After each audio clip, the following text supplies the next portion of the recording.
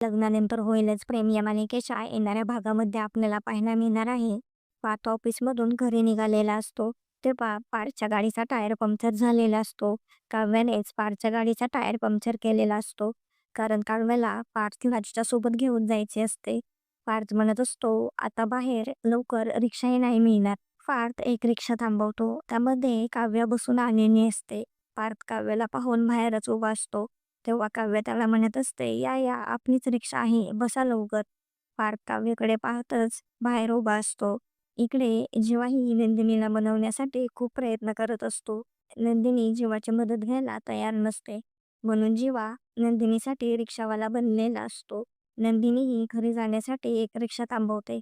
नंदिनी त्या रिक्षामध्ये बसते आणि ते रिक्षावाल्याला म्हणत असते, अगदी देवासारखे धावून आलात माझ्यासाठी. तेव्हा रिक्षावाला तिला म्हणतो, देवा नाही जीवा म्हणा जीवा. तेव्हा नंदिनी जीवाला ओळखते.